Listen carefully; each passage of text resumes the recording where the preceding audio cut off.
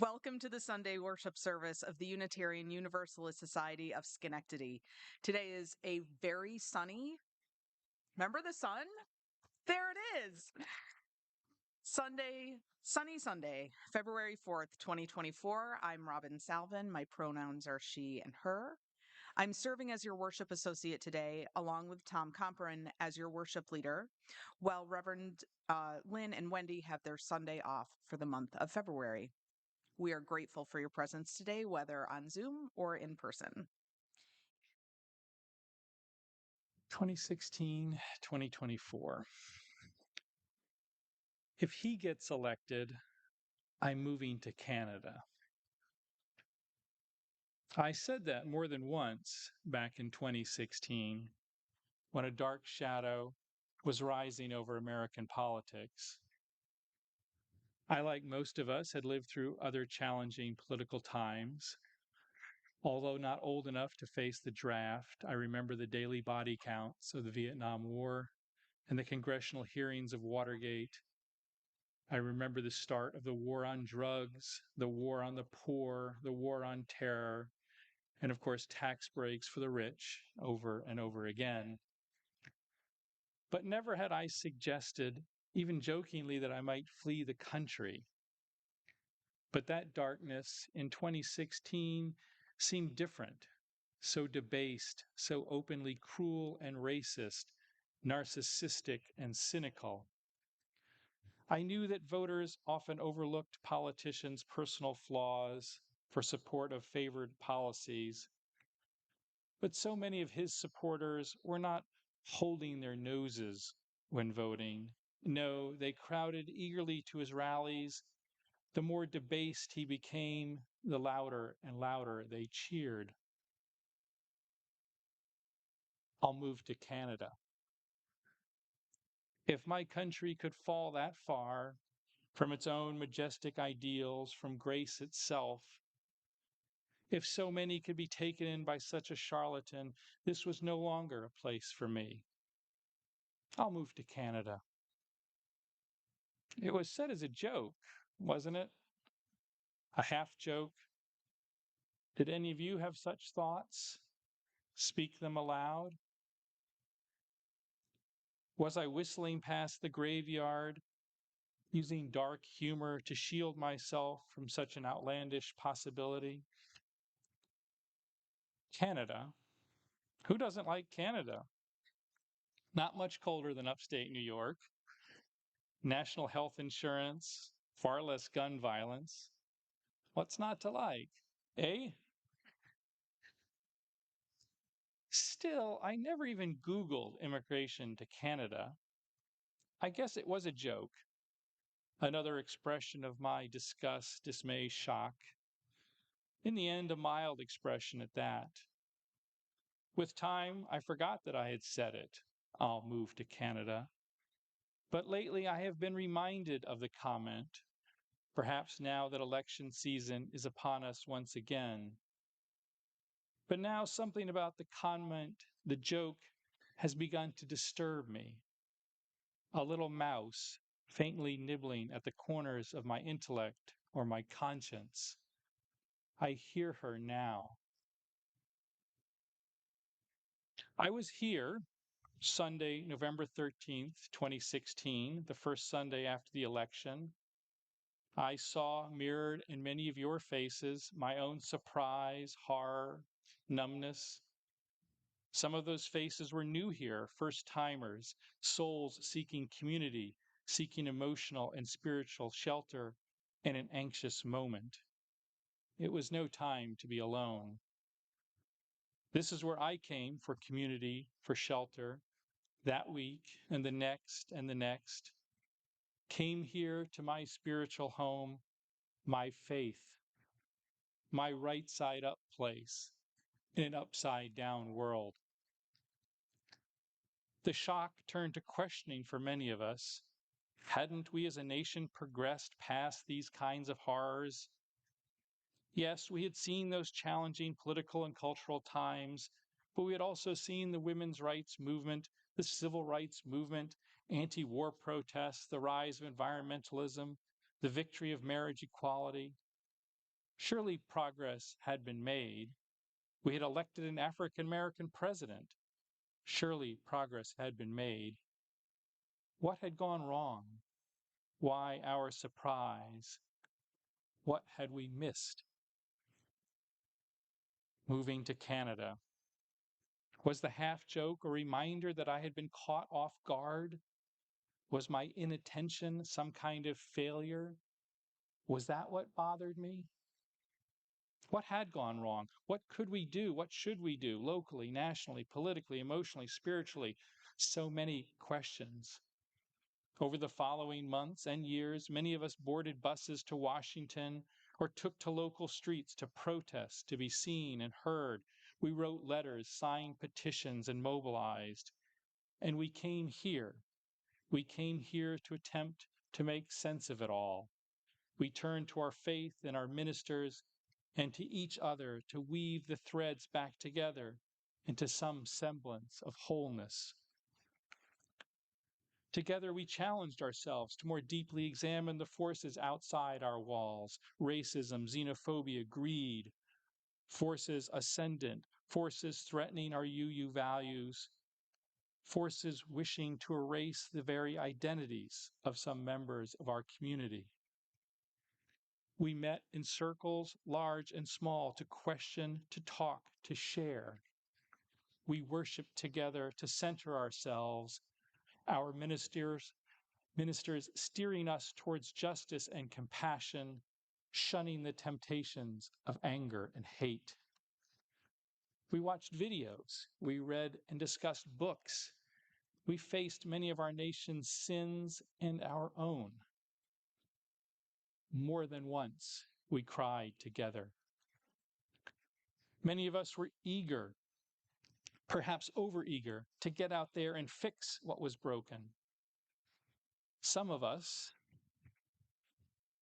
needed also to look inward, to expose our own blind spots, to better understand the contradictions and complexities in our own thoughts and behaviors. Our world is oh so beautiful.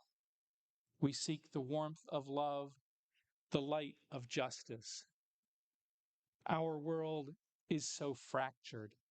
The dirt and dust of half-truths, of myths, of outright lies, clouding the air, settling quietly upon each of us. I struggled to begin to discover and to shed my own racist ideas. My beliefs were not the open vulgarities of a boastful bigot, but rather subtle biases, distorted common sense notions. The dust in the air all around me, around us, had settled upon me. How heavy the accumulated weight had become. Self-examination can be difficult work, more difficult alone, but I was blessed with this community. The world is crowded with rooms of rivals, shouting, insisting, proclaiming the one true answer, the one true demon, the one true redeemer. The either-or simplicity that tears communities apart. So rare is the room where we hear both and, where listening prevails over shouting, a supportive and loving environment, but one still brave and challenging, sometimes very challenging. The work of our faith is centered in love. This love shelters and reassures, cushions our falls. But this is not only a soft, embroidered pillow kind of love. This is also a fierce love. Do not believe that the work of our faith lacks rigor, nor discipline, nor depth. Nowhere else, not school, not civic groups, not circles of friends, have I been challenged as I have been challenged here. One Sunday, despondent at some latest horror in the news, I commented to Reverend Wendy that what our country needed was simply more tolerance. Reverend Wendy respectfully guided me toward a fuller understanding. In a world where so many are marginalized, oppressed, othered, a call for tolerance, bestowed especially from privilege, falls completely, insultingly short. Wendy's exact words were more ministerial, but eye-opening for me. We are called to affirm the inherent worth and dignity of every person. When I struggle to answer that call, tolerance is not the answer. I am compelled to search within myself, compelled to openness, to understanding, to celebrate, to embrace, to be challenged to open myself. So, what greater gift could I ask for? This faith, this congregation, this pulpit offers a place where we might share our pain, admit our shortcomings, bare our souls, grow and learn together, and reach out in love and justice to move forward. As our hymn, Faith is a Forest, extols us, justice be my guide as I seek my way. Lead me into this tender day.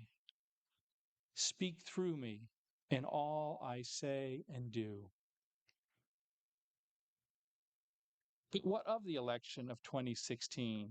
What of the election of 2024? Has not the dark shadow in ways grown even darker? What to make of our shock and dismay back then? Was all that hard-fought progress just a mirage? Have we not bent the arc of history at all?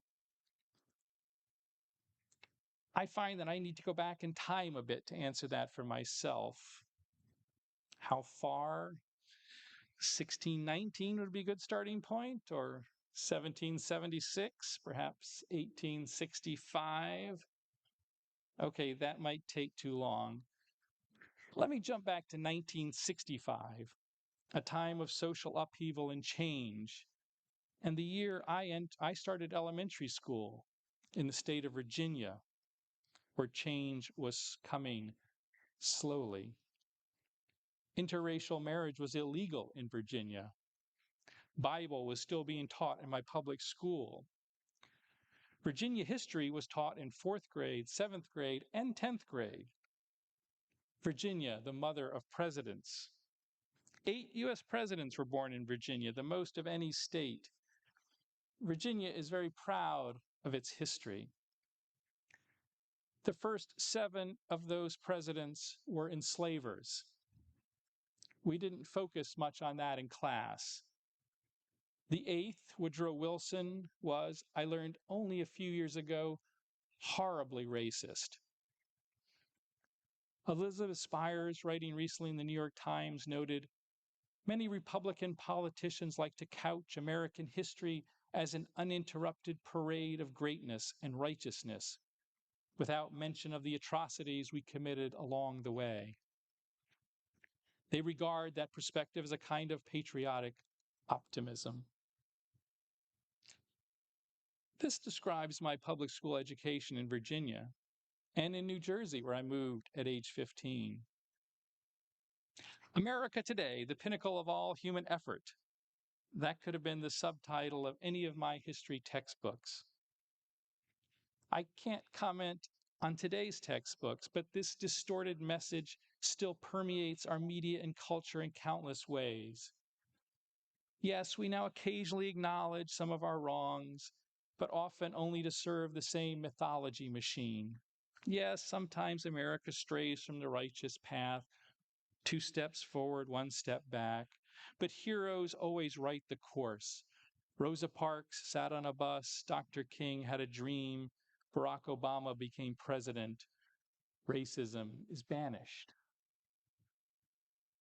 American exceptionalism, the belief that America is unique in its values, political system, and historical development, that uninterrupted parade Ms. Spires spoke of.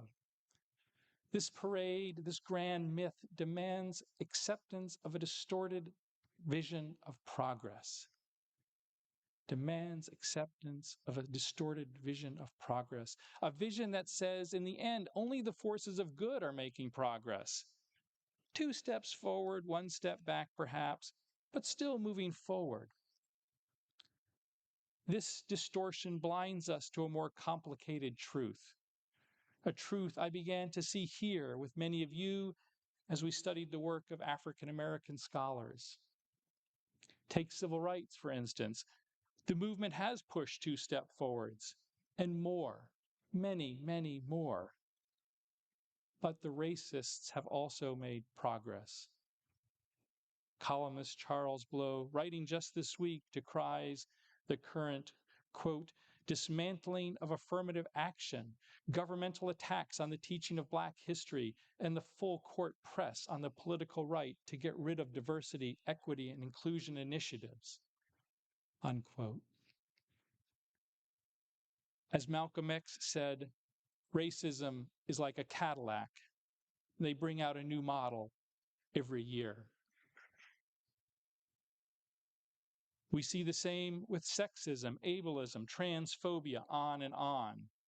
The forces of oppression and exploitation and greed march on as surely as the forces of social justice. This complexity, this continuing battle, is part of what I didn't understand in 2016. Part of why I was surprised by the open cruelty and ugliness. And perhaps my liberal leanings led me to a naive view of human nature. We affirm the inherent worth and dignity of every person. People are good and whole and worthy of love. Yes, yes, yes. And people are also broken and fallible and struggling. We are complex, interconnected, dependent beings living in complex, interconnected communities. Not all connections are healthy. We are tempted toward easy answers, toward convenient justifications, toward deflecting blame. And this brings me back to my comment about Canada and why it has come to bother me. Believing my country had fallen from grace was, I see now, simplistic and inaccurate. Disgust with a chanting red-capped crowd is easy, but not enlightening nor empowering. I see my neighbors, members of my family, fallen under a spell of hatred and ignorance, and I dream of talking sense into them.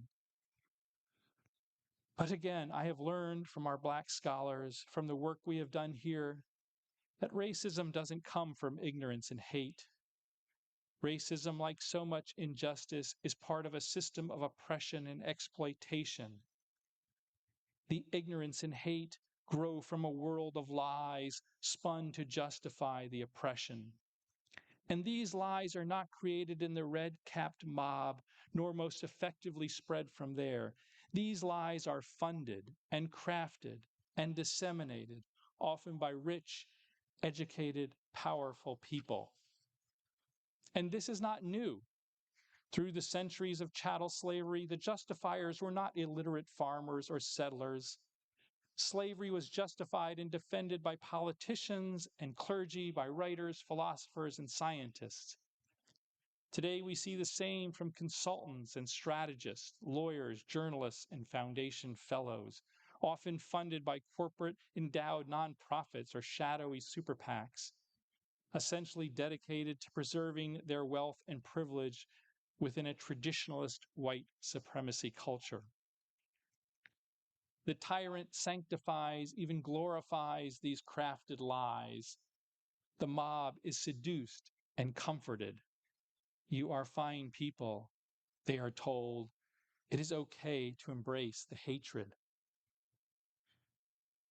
I do not mean to excuse individual bigotry, but as we seek to understand our neighbors and strategize our justice work, let us remember always to keep some focus on the worst transgressors. Canada, oh Canada, All this have you compelled me to consider. But still my inner journey was not complete. You see, that mouse I mentioned, the one gnawing at my intellect, it turns out that she was a church mouse. And of late, she's been gnawing at my conscience. I'll move to Canada. My skin is white. My bank accounts are respectable. My gender is conforming. My criminal record is empty. My comment, my joke, my half joke, however I might wish to categorize it, was born of my privileges. If I had fled, my papers would have been intact, my suitcases full, arrangements carefully made. My casual joke is, for millions of others, the harshest reality. Migrants hiking through jungles, casting off on overloaded boats, fleeing violence, oppression, poverty, climate change caused droughts. Now our own internal migrants, pursuing reproductive health care, gender affirming care, uncensored education. Their travels are for survival. My words, well, I shall look to make amends. Our faith calls us to justice, equity, and compassion and human relations. This is a lifelong calling and a lifelong gift to ourselves and to our community. Day to day, year to year, generation and generation, we will fight for our values. Goals will be achieved, wrongs will be righted, justice will be built.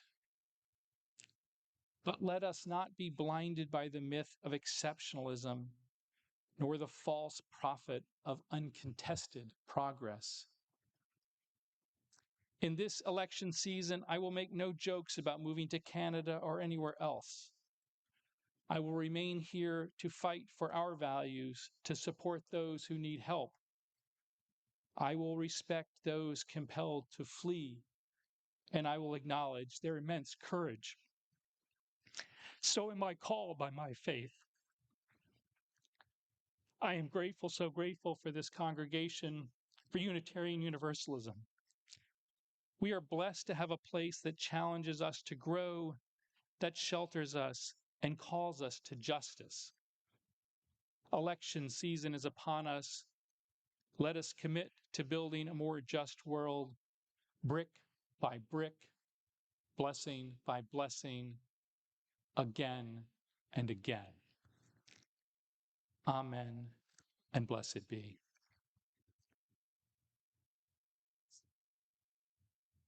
Our closing hymn is number 318 in the hardback hymnal.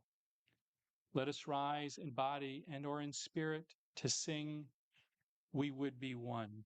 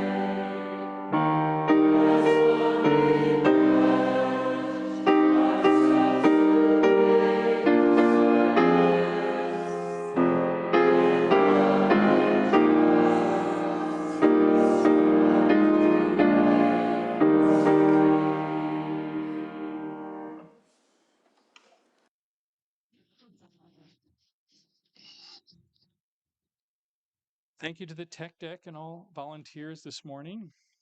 Following our shared closing words, we hope you will stay for conversation either here or in the Zoom room.